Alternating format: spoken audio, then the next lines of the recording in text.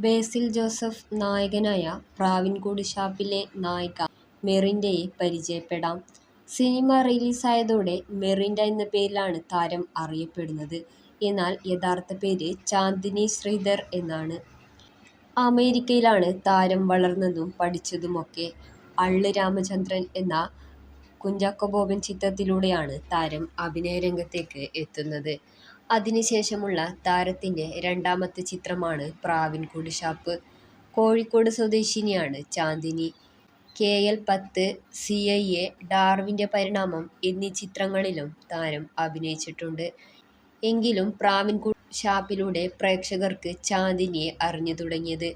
അതോടുകൂടി ഏത് കഥാപാത്രവും നല്ല രീതിയിൽ ചെയ്യുവാൻ തനിക്ക് സാധിക്കുമെന്ന് ചാന്ദിനി തെളിയിച്ചു കഴിഞ്ഞിരിക്കുകയാണ്.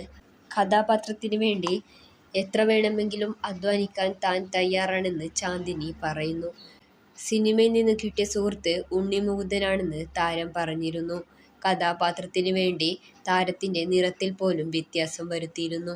പ്രാവിൻകൂട് ഷാപ്പ് എന്ന ചിത്രത്തിലൂടെ മെറിൻഡയായി പ്രേക്ഷക ഹൃദയത്തിൽ സ്ഥാനം നേടുവാൻ ചാന്ദിനിക്ക് സാധിച്ചു.